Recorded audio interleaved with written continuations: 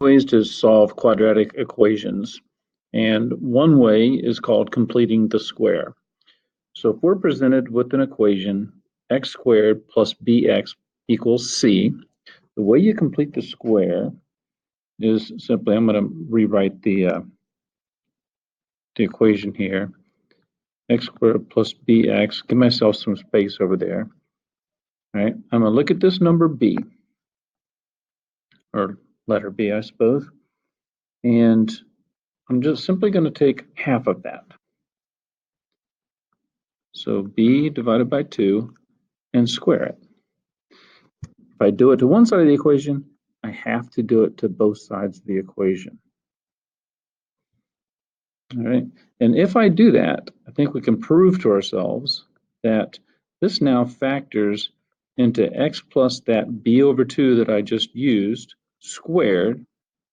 Now I have to do the math over here, and I'll just say b squared over 4, but much easier when we have numbers.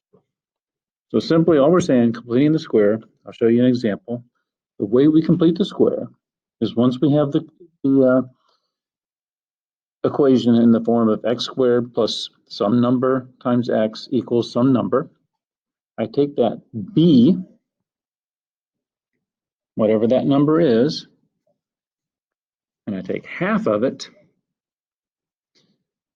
Right? I take half of it and square it and add it to both sides. Once that happens, I know that I can factor my equation now into x plus that b over 2 squared. Now let's do an example. The example I'm going to use is simply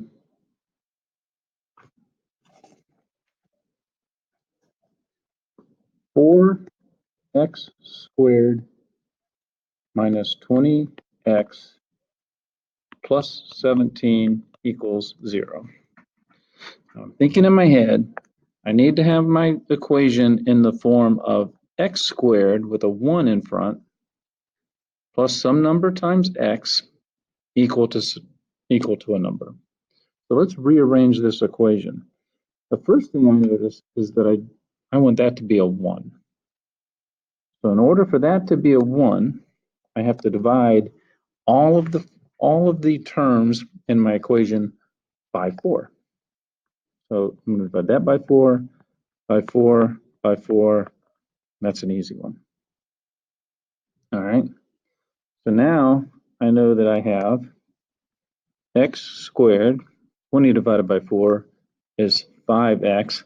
I'm going to leave myself some space and go ahead and move the 17 over 4 to the other side. Now remember, if I subtract it from the left-hand side, I've got to subtract it from the right-hand side. All right. Now, I realize that by completing the square, all I do is I take half of that b term, square it, and add it to both sides. So half of negative 5 is a negative 5 over 2 squared. Let's add that to both sides.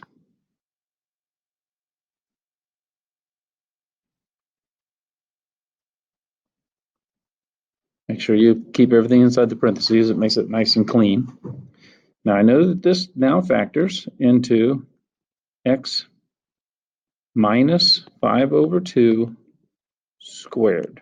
Remember back here, all right, whatever that b over 2 was, I put it right there. So now I've got x minus 5 over 2 squared, and then I got a little bit of math to do over here. 17 fourths plus, let's see, negative 5 squared is 25, positive, and then 2 squared is 4. Now, you can do the math, but that's 8 over 4, which is 2.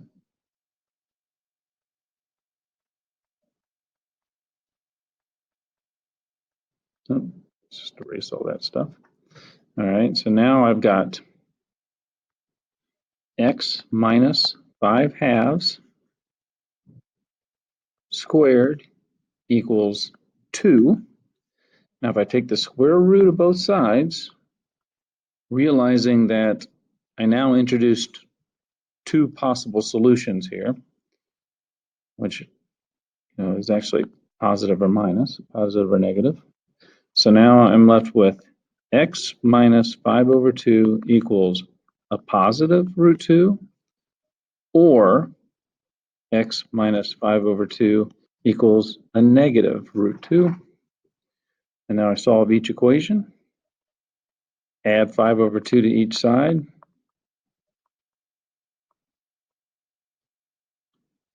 All right, to get rid of that negative, or once again, add 5 over 2 to both sides. And those are my two solutions. And I get an irrational number and a rational number. I can't combine those.